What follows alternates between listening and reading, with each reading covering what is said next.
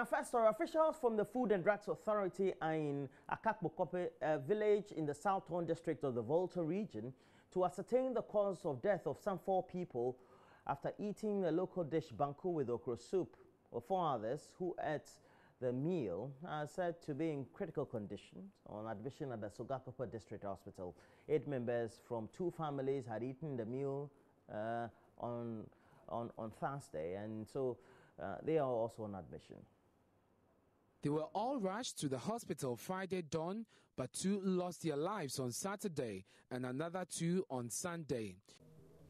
The thing took place the previous night, exactly 3 days today.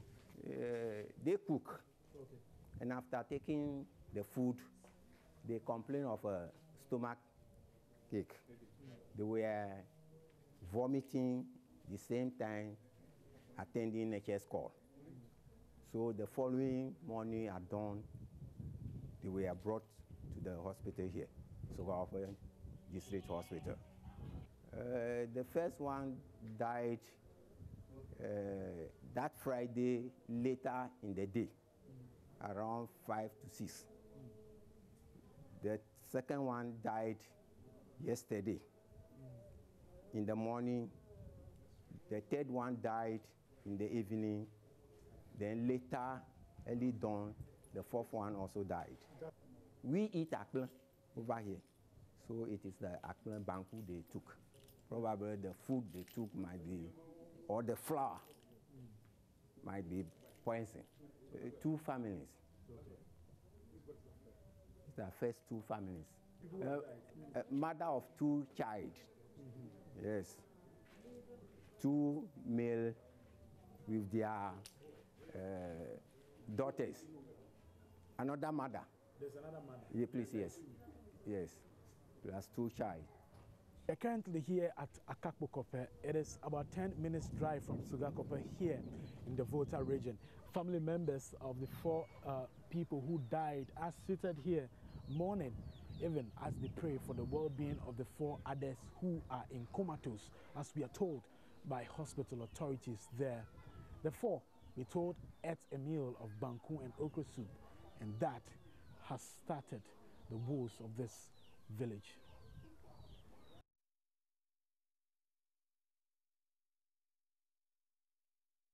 The incident, which has shaken members of the community, has necessitated a district security council meeting. Dr. Ahmed, and the report I have from him is that the disease control units from Accra are on their way. Currently, they don't know what is the cause of death.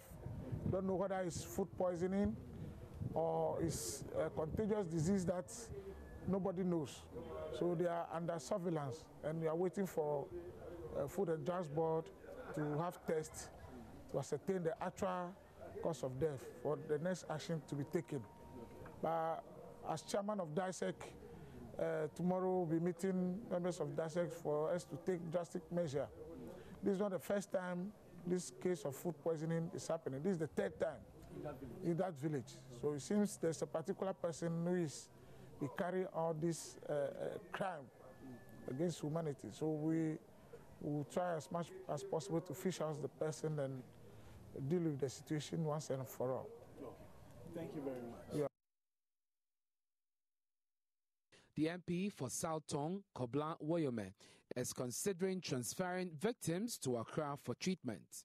Currently, what concerns me the most is get to the facility and then have some discussions with the professionals, the nurses and the medical doctors to see how, if per their own professional, etiquette, they think that we lack the capacity to handle cases like this. We should quickly then be getting some of them, transferred to a higher facility where they can have a better, attention. And already we're getting the latest report indicating that another of the victims has passed on, a child. We'll bring you a lot more in the course of the show, but let's move on. Families of children found dead in a taxi in the compound of a school at Kpetoe in the Volta region are calling for justice in the alleged ritual murder of their children. They are praying the Ghana Police Service and government to thoroughly investigate the incident and duly prosecute persons found culpable.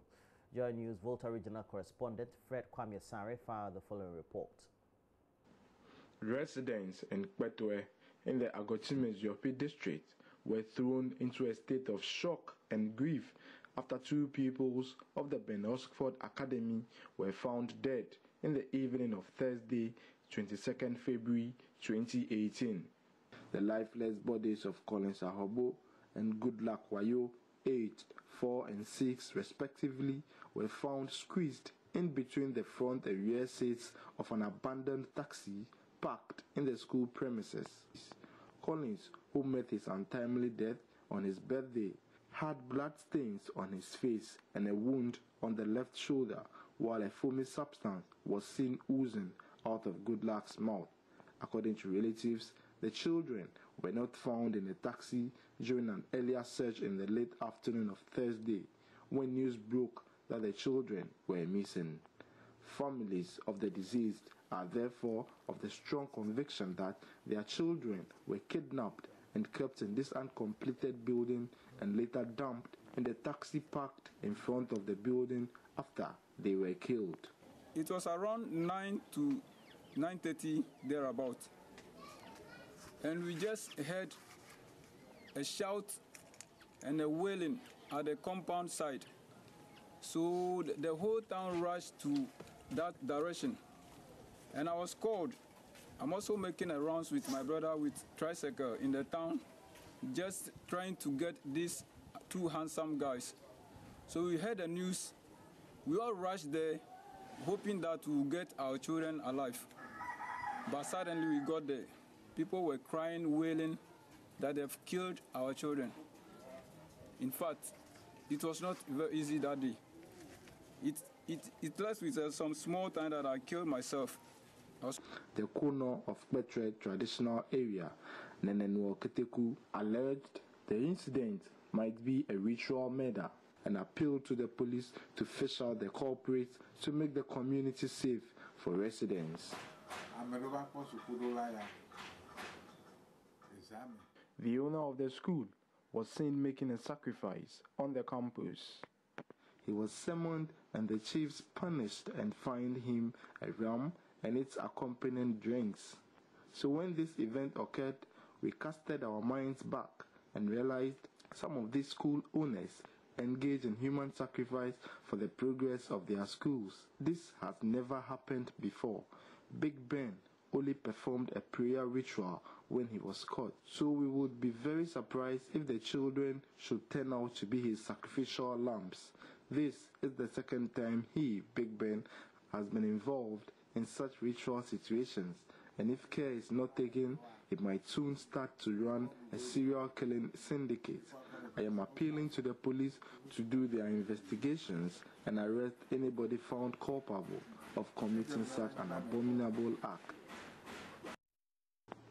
Wife of the owner of Ben Oxford Academy, Grace Amuzu, who was disturbed such an incident occurred in her immediate environment, could not understand why residents would be fingering his husband to have masterminded the killing of the children. The children were bare-chested when we found them. I immediately shouted for help. As a mother, I am feeling so much pain. I couldn't eat since the incident occurred. I only drink water. I am saddened by the death of these young ones. My husband established 2 schools in this community. He paid teachers with money he got from selling farm produce. The schools were later absorbed into the public system. He was also very instrumental in the establishment. Well, medical officials at the Winneba Trauma and Specialist Hospital are working very hard to save more lives after a deadly accident at Goma Dominasi, which claimed 6 lives, with many sustaining varying degrees of injuries. A Hyundai vehicle the passengers were traveling on collided with a Sprinter bus at Dominasi Junction on the Accra-Cape Coast Road over the weekend. Some 2 other vehicles, including a taxi, were also involved in the crash. Richard Kojunyako has more in this report. Eyewitnesses say the Hyundai vehicle attempted to overtake a trailer before running into the oncoming Sprinter bus. The other vehicles then rammed into each other. At least 5 persons died on the spot, with a 6th person dying later at the Winneba Trauma and Specialist Hospital. The Gomoa-Dominase part of the Cape Coast Accra stretch where the accident happened was closed to traffic temporarily as rescue operations led by personnel from the Ghana Police Service and the Ghana National Fire Service got underway. It took close to 2 hours for the dead and the injured to be removed from the accident scene. The deceased, according to the police, include 4 women and 2 men. Some of the injured persons are believed to be in critical conditions and are now receiving treatment at the hospital. Akume Elom led the fire service to the scene. He complains of the difficulty of the Ghana National Fire Service in getting to the scene. They should please, whenever they hear fire service siren honking, please, they should give us way. We are there to save lives, and if they don't give us way, we will not be able to do anything. When we were coming, we had a tough time with the drivers. From Winneba Junction to this place, we had a very tough time with them. So they should please, anytime that they hear the siren, they should give us way, because we are there to say it could be anybody. Here at the Winneba Trauma and Specialist Hospital, medical officials say they're working desperately to save those who got injured and are in critical condition. Dr. Kingsley Nampe is an orthopedic surgeon at the hospital. He's been briefing the regional minister, Kwame Duncan, on the situation and the states in which the injured persons are when the regional minister visited the hospital to check on the survivors this morning. Well, most of them are now stable. They sustained various categories of injuries. About 6 of them had hip dislocation with lacerations on the knees, both knees. And that tells you about the mechanism of the injury. Most of our vehicles are locally constructed. I mean, the seats in the vehicles, and they are so close that any slightest impact, you hit your knee against the metal seat in front of you. So that cuts you first here, and hitting your knee against it pushes the hip joint and the femoral head out of the socket. See, so 6 of them, and those that have died probably might have sustained similar injuries. So we have to look at the nature of our vehicles. Regional Minister Kwame Duncan promised to table the concerns expressed by the hospital on the nature of the vehicles on the country's roads before the president for an action to be taken on it. Richard Kwejo-Nyakon, Joy News, Winneba. Well, we apologize for the horrid pictures in that story. But let's move on. Military personnel on Saturday reportedly set fire to 14 tipper trucks and excavators of sun winners at the Dalong River tributary of the White Volta in the Kumbungu district of the Northern Region. The rage by the military is a follow-up to an earlier warning by the Northern Regional Security Council for those engaged in illegal sun winning to relocate from the river to prevent it from drying up. In February last year, the Ghana Water Company in a statement said it was considering shutting down the water treatment plant due to the effect of sun winning activities. Hashmin Mohammed visited Dalong for Joy News. The activities of sand winners continue to pose a threat to the Dalong River, which is a major source of water supply to the people in the northern region. The Ghana Water Company in December last year nearly shut down the water treatment plant at Dalong due to the effect of the activities of sand winning at the raw water intake site. The Northern Regional Security Council also gave a 7-day ultimatum for the relocation of sand winners from upstream to downstream to save the river from drying, but that order appeared to have fallen on deaf ears, forcing the military to step in. At least 14 tipper trucks, an excavator, and several other motorbikes were burnt. owner of the equipment tells Joy News they are devastated by the action of the military men.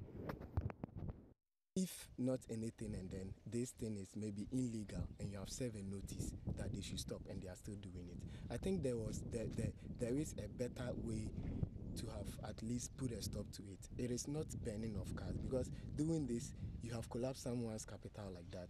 You have rendered a lot of people unemployment. And it is not the best. It is not the best. There was a better way of putting this to a stop. At least you could have seized all these cars, send it to the headquarters, and I know the owners will follow up. And if there is any charges or something like that, you just place on them. And I think those charges can restrict them from doing this thing. This excavator is about $300,000, including this tipper was a brand new one, but they have burned it, and some of them took a loan for it. Loans from where? From banks, to fend for their family. And now, as you burn it, some of them cannot afford to pay their school children fees. They are employed by 3 or 4 people on the tipper trucks for them to earn their monthly income in it. As at now, it has been burned. So, to me, comparing the military action and those hooligans on the street, there's no difference. Because yesterday was like a military junta who took over from this country, and they couldn't listen to anything. So I'm appealing to the government to see to it, to make an independent investigation to see whether we are right or they are right. They are also accusing the military of extortion and maltreatment. The president of the Upper West Regional House of Chiefs has expressed worry over the massive failure of candidates at the Basic Education Certificate Examination in the Upper West region. Kpetoe Richard Babnin Canton VI said it is disheartening that some of the worst performing schools in the country are from the region. He called on major stakeholders in the education sector to take pragmatic steps to reverse the trend. Kpetoe Richard Canton made the statement at the general meeting of the Upper West Regional House of Chiefs at Jirapa. JoyNews Upper West Regional Correspondent Rafiq Salam reports. The general meeting of the Upper West Regional House of Chiefs was held for the first time outside the regional capital, where President of the Upper West Regional House of Chiefs, Kpetoe Richard Babini Canton VI, while commending the government for implementing its flagship programs, urged municipal and district assemblies to collaborate with traditional authorities to use natural resources in the region equitably to reach private-public partnership agreements to propel development and create jobs for the teeming unemployed youth. Kpetoe Richard Babini Canton expressed worry over the massive failure of students at a basic education certificate examination in the region. It is disheartening to hear that each year some of the worst performance schools in the basic education certificate examination come from the Upper West region. We plead with the Regional Education Directorate to intensify the monitoring of schools. Additionally, the schools are community-based. Traditional rulers should, in this regard, periodically visit the schools to motivate both teachers and pupils. Pragmatic steps, I must say, should consequently be taken to reverse the trend, to see improvement on the performance of candidates. Acting Upper West Regional Minister Amiri Chinia Isaku announced that government will soon award contracts for the construction of dams under the One Village, One Dam program. A consultant has already been selected for the project, and the selection inspection of sites in the region has started. Hopefully, the award of contracts for the development of sites will be done very soon for the project to commence. The One Village, One Dam project is expected to facilitate farming in the dry season, creating jobs for the youth, and also reduce the migration of the youth to the south in search of non-existent jobs. I humbly urge all traditional leaders to help in the release of lands for the project and to also support the consultant and the district assemblies whenever they call on you as chiefs. Municipal and district chief executives present at the meeting were given opportunity to address some developmental concerns of the chiefs in their respective areas. Reporting for JoyNews, Rafik Salam, Jireba. President Kpetoe says his administration is working towards building a society of opportunities for Ghanaians with an ultimate aim of building a Ghana beyond aid, creating an economy driven by a powerful private sector capable of competing on the global market also features prominently in the president's plans. Nana Dankwa Kpetoe was speaking at the Whitaker Group Award Dinner Gala in Washington in the United States of America. Time, the most recent being in December 2016, we had a peaceful transfer of power from a governing party to an opposition one. We did it without any fuss, and it is now part of what we do as a people. It is within this period of 25 years that Ghana has witnessed a consistent period of achievement. Today, after quite some time, we are recognized as a beacon of democracy and stability on the African continent. We're a country governed by the principles of democratic accountability, respect for individual liberties and human rights, and the rule of law, an aspiring modern nation. The time has come for us in Ghana now to move on even further to deepen our democracy. We must trust the individual and collective wisdom and good sense of our people. We must create wealth and provide happiness to our nation.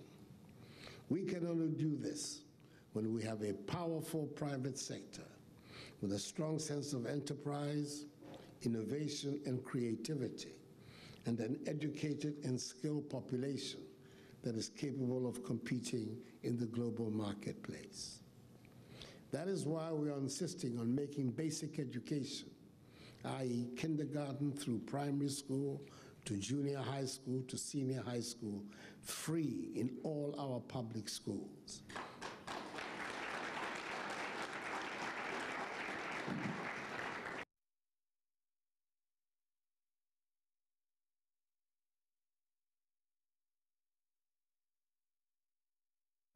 So all the good messages have been coming from the president on his travels, especially in those discussions and just the awards now we showed you by the Whitaker Group from the United States of America.